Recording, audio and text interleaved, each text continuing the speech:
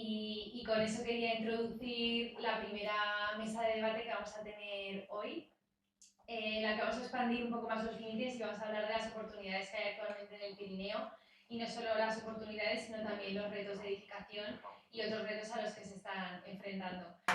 Estamos un poco, ayer se estuvo hablando mucho de Zaragoza y de los problemas que tiene Zaragoza y claro, Zaragoza al final es un punto muy importante, ¿no?, en la comunidad autónoma, pero también existe el resto y el resto pues con sus características, sobre todo el Pirineo, que, bueno, que la dificultad constructiva y la pelea o el equilibrio entre el sector turístico y el residencial para primera vivienda, pues está generando pues, un conflicto. Entonces, hoy traemos aquí a los intervinientes, ¿no?, en todo lo que es el proceso, para que cada uno desde su punto de vista pueda plantear si hay posibles soluciones a este momento o no, o ver qué nos deparará el futuro. Entonces, bueno, voy a empezar, si os parece, eh, lanzando unas pequeñas preguntas, primero al señor arquitecto, a Mario. El proceso, digamos, de constructivo empieza al final por el arquitecto, ¿no?, que viene el promotor le presenta una posible oportunidad y qué cabe aquí, ¿no? ¿Qué podemos hacer en este suelo?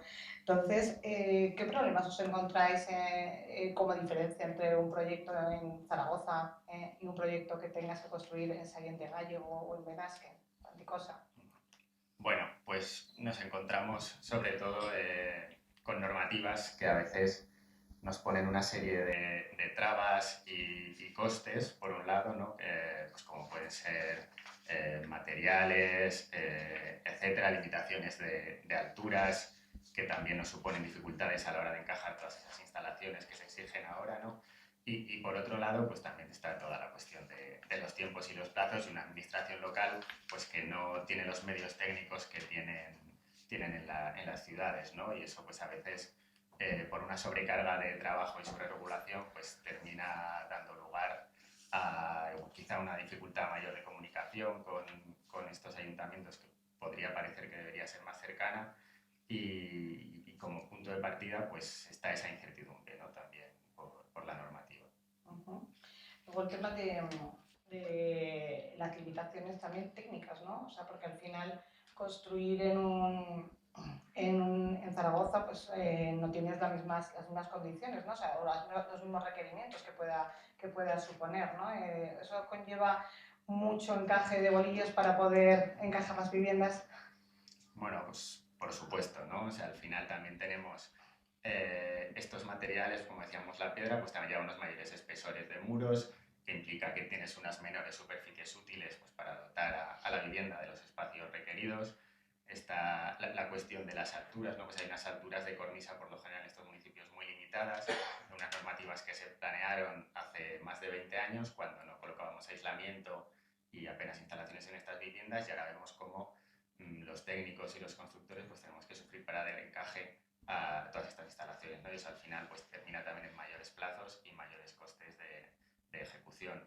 Luego, a la hora de desarrollar ya no los proyectos, sino el suelo, pues también hay otros condicionantes como son los ambientales, paisajísticos, pues todo lo que implica la confederación hidrográfica, ¿no? Pues barrancos, escorrentías, ríos, que al final nosotros pues vemos cómo hay desarrollos de suelo clasificado y previsto en los planes generales que termina cayéndose pues porque alguno de estos organismos considera que finalmente no es viable o no da su beneplácito cuando el plan así lo había previsto y se había dado hace unos años, ¿no? Son dificultades e incertidumbres sobrevenidas que no hacen sino dificultar más allá de los costes el desarrollo de vivienda que se requiere en esta zona.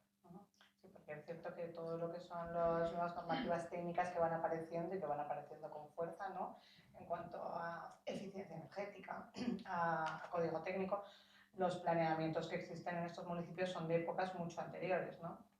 Exactamente, o sea, al final los planeamientos no estaban pensando en incorporar sistemas de suelo radiante con colectores, ni conductos de ventilación con recuperadores de calor que nos consumen mucha altura, como decía, en techos.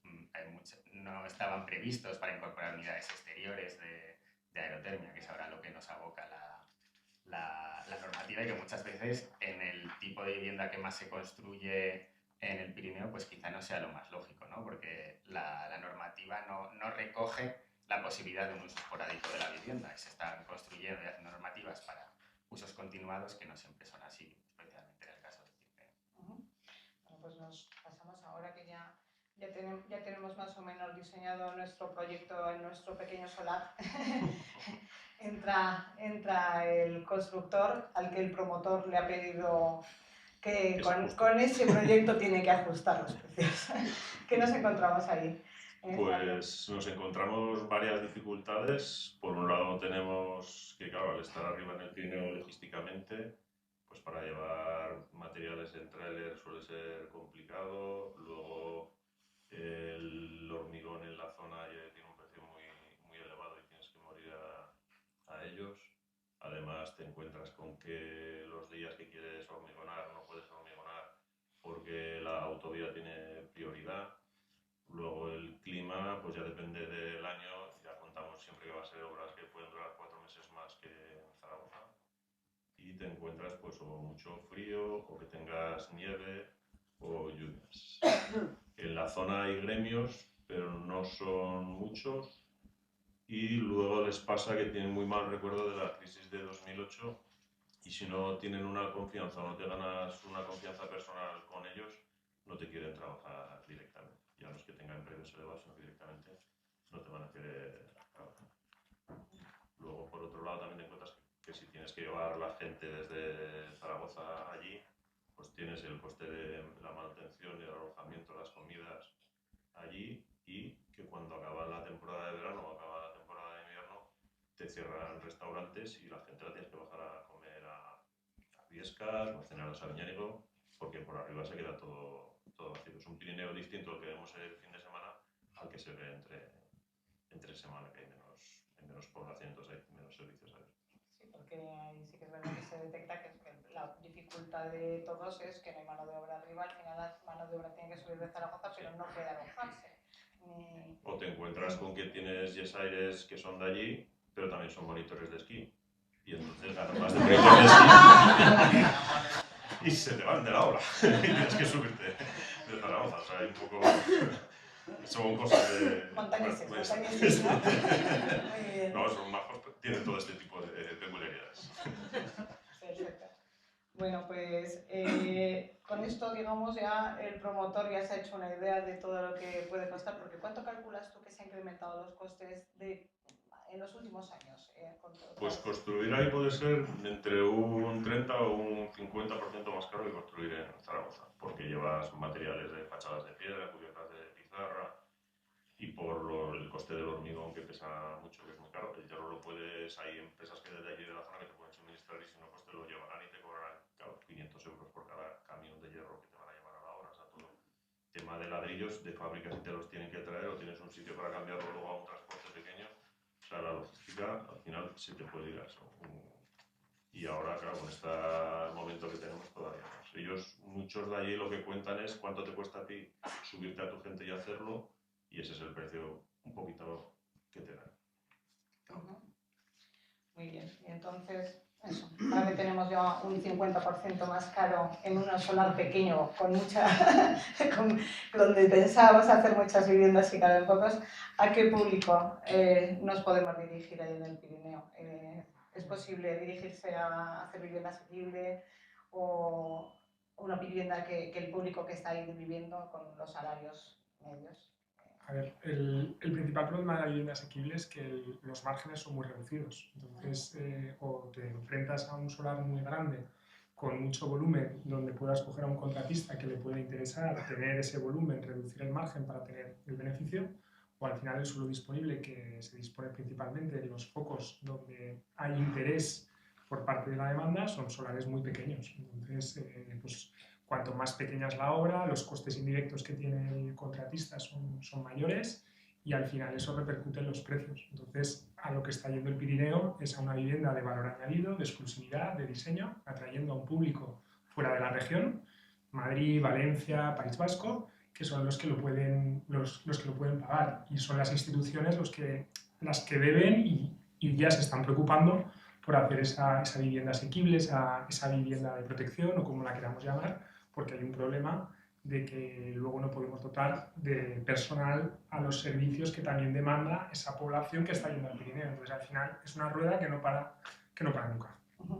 Luego, desde el punto de vista administrativo, desde que haces la visita por primera vez al señor alcalde, hasta que se entrega la licencia, ¿qué periodo más o menos es el que pasa en un suelo finalista? Bueno, aquí dependen varios factores. Primero, que el ayuntamiento no esté en alguna subvención, porque si el ayuntamiento está pendiente de alguna subvención, todos los técnicos van enfocados a sacar esas subvenciones, que esto es real, porque al final son estructuras muy pequeñas que muchas veces los propios técnicos se comparten entre diferentes ayuntamientos.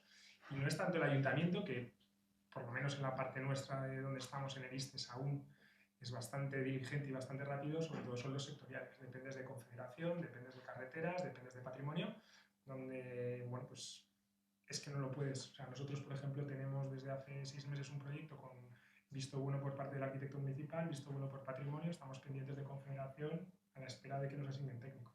Entonces, es muy complicado. ¿Y entonces qué plazo más o menos es desde que se mete el primer papel en un ayuntamiento hasta que se obtienen todos esos permisos que como es el Pirineo, pues requieren esos informes sectoriales? Yo me atrevería a decir, también depende, porque no todos los municipios tienen la misma catalogación, pero una media de entre 9 y 10 meses mínimo, siendo muy optimistas. Muy bien. Pues, señor alcalde, ahora de todo usted. ¿Qué hacéis vosotros con este problema? ¿Cómo intentáis solventar la demanda de primera vivienda para los habitantes que quieren residir ahí, y con esa problemática que nos encontramos del precio de la vivienda? Porque al final los sueldos, pues, de un camarero, de un cocinero, de un peón de albañil que quieran residir en la zona, de un fontanero, no son los mismos, pues, que el poder adquisitivo que puedan tener, pues, gente de Madrid o gente de Zaragoza, pues, que quiere una segunda residencia, que tiene esa capacidad para tener una segunda residencia, pues, en un punto cerca de las estaciones de esquí. ¿Cómo lo intentáis solucionar vosotros? Bueno, la verdad es que escuchando al arquitecto, al constructor y al promotor, la culpa es del ayuntamiento. La realidad, primero, los informes sectoriales no se necesitan cuando tú ya planteas hacer en un solar el edificio. Por lo tanto, tú partes de la base de que el suelo ya es urbanizable, delimita y por lo tanto cuenta con todas las bendiciones. Eso por un lado. Luego las limitaciones, sí, estuviéramos recalificando un suelo sería otra historia, pero una vez recalificado, pero bueno, al margen de eso, las limitaciones en altura marcan un poco las limitaciones estéticas de los propios pueblos. Hacer un baja más 2 más aprovechamiento, quiero decir un 880 a Lero, un 1390 a Cumbrera, yo creo que da un margen suficiente como para poder pues, plantear unos edificios en condiciones. De todas formas, quiero que entendáis una cosa. He escuchado antes a la sesión anterior, Luján me ha hablado de cuarte 1.600 metros, 1.600 euros, en torno a 1.600 euros el metro cuadrado. Estamos hablando de que en Sallén de Gallego el valor medio, el pueblo más caro de Aragón, son 3.400 metros. Por lo tanto, creo que nos queda a todos un poco de margen. Entonces, yo sí que sé que es complicado construir en el Pirineo por orografía, porque mediáticamente estamos juzgados absolutamente por todos, porque es una realidad. Arcosur, 50.000 viviendas, no pasa nada. Tú haces un planteamiento de hacer 700 viviendas en Sallén de Gallego, especulador, criminal, como poco. Eso como poco. Entonces, claro, daros cuenta que el actual Formigal, por ejemplo, 52 hectáreas, data del año 60 y las viviendas son totalmente diferentes a lo que nos encontramos a día de hoy. Totalmente diferentes. El principal problema que tenemos nosotros es, a nivel de infraestructuras, albergar esos 4 coches que hay por vivienda y demás. Daros cuenta también que el condicionante orográfico, como decía antes, bueno, la DANA ha caído para todos. Los estudios de inundabilidad han caído para todos. Donde podíamos construir una cosa, hoy no cabe todo eso, pero desde luego, claro, el principal problema es que nuestra zona te encuentras que previo al año 2008 podía haber mucha segunda, tercera, hasta cuarta residencia. Pero claro, hay que plantear como ayuntamiento, como albergas, lo que hemos trabajado ahora con alguien, por ejemplo, una cooperativa para vecinos. De ahí Estamos hablando de que yo creo que ha salido 179.000 euros masiva, un apartamento de un piso de 90 metros cuadrados en Sallent de Gallo con garaje trastero, que la gente está encantada, pero claro, estamos hablando de que por otro lado te estás encontrando cuartas residencias pues, de un valor de 1,5 millones de euros, por lo tanto, al final estamos jugando con un producto que tiene mucha demanda, muy poca oferta, y que muchas veces ha habido desarrollos urbanísticos que se aprobaron previos al 2008 con una carestía muy importante de los suelos que se compraron, con una urbanización, como habéis dicho, que es complicado sacar adelante, pero que en definitiva yo creo que si hubiera más espacio habría más promoción, más constructores. El principal problema es que no hay suelo. Yo creo que este es el principal problema. Y se están planteando nuevos desarrollos de suelo. ¿Qué problemática tiene el avanzar con esos desarrollos? Tenemos suelos aprobados en Sallent desde el 2007 que no se desarrollan por la carestía. Hay 40 hectáreas en Sallent de Gallego de suelo urbanizable delimitado. Habréis visto los medios, la ladera de Formigal se cayó con todo lo que implica. Entonces, hay mucho condicionante, como os digo, mediático, porque el titular el Ayuntamiento de Sallent tiene que paralizar los 40.000 metros cuadrados que habían aprobado pues, unos años antes, pero un ayuntamiento hereda bienes, derechos y, lógicamente, obligaciones. Por lo tanto, hay momentos que si ahora hubiera arquitectos, constructores y promotores que quisieran lanzar un proyecto en Sallent de Gallo, lógicamente lo podrían hacer. Sí, uno de los temas que hemos estado comentando antes es también el tema de falta de financiación, ¿no? Que los bancos en el Pirineo ponen mayores dificultades a la financiación tanto de las viviendas y para que hablar de promoción de suelos o de desarrollo de suelo. Sonia, concretamente la promoción que hemos estado hablando, viviendas de protección oficial. Venías al banco del Vamos, no es el tipo de cliente que nosotros buscamos. El Ayuntamiento de Sallent de Gallego tuvo que llamar a Londres, fue la banca cívica, al final, quien financió esta obra.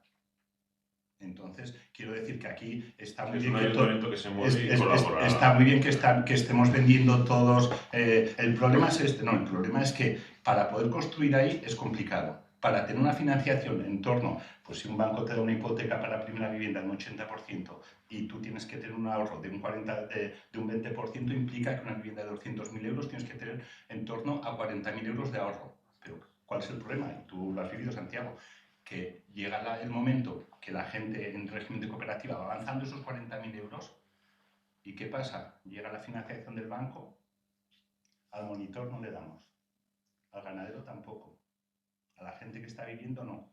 Y pensar una cosa, los tiempos son importantes porque estamos en una zona que el trabajo es muy temporal. Empezamos todo esto, si recuerdas, en la época de la pandemia, que mucha gente, en el año 2021, que mucha gente no había tenido ingresos en invierno. Por lo tanto, mucha gente se le echó para atrás para poder acceder. Paradójicamente, tú dices, me fiscaliza el Gobierno de Aragón por aquel entonces si yo puedo entrar a vivienda de protección oficial con unos ingresos mínimos y con unos ingresos máximos, y dices, ¿y usted qué está aportando?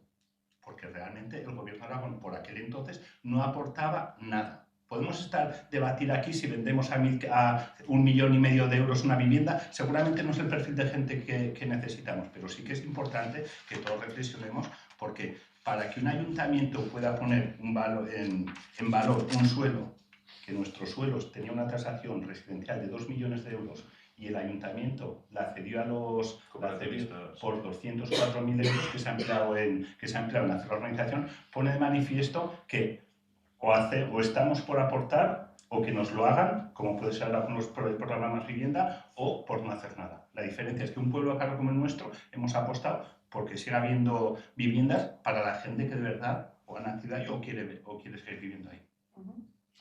Muy bien. Y con esto, un poquito ya por terminar, ¿cómo pensáis que tendría que evolucionar cada uno en vuestra materia para que esto pudiera seguir adelante? Hay unos proyectos en los que fuera realmente viable la posible construcción sostenible, equilibrando a la primera residencia y a este turismo que nos está viniendo, que a la vez también nos aporta riqueza, puesto que estos primeros residentes necesitan también esa clientela para poder manejar sus negocios. ¿qué propuestas haríais?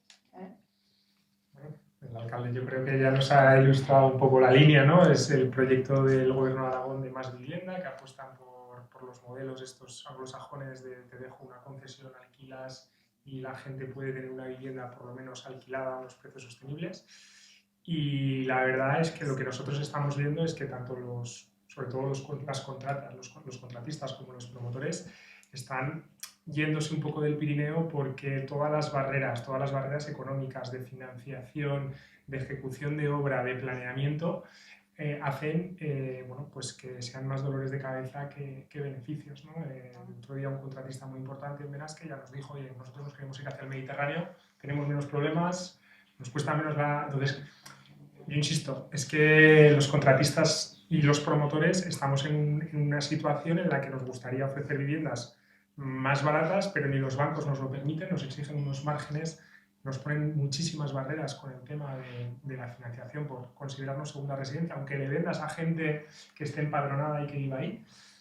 Y luego, bueno, pues toda la exposición mediática que tienes, bueno, pues con ecologistas, los autóctonos de la zona, en general hace que sea muy complicado, de verdad, muy complicado. Desde el punto de vista del constructor, ¿qué pedirías a los Reyes Magos para poder hacer obras allí y que el hormigón bajara de precio? Bueno, que el proyecto esté bien estudiado, mirar alguna solución que pudiera permitir más prefabricación o que se pudiera llevar las obras desde aquí a allí y luego que nos hiciera buen tiempo a nosotros. Pero eso ya no podemos.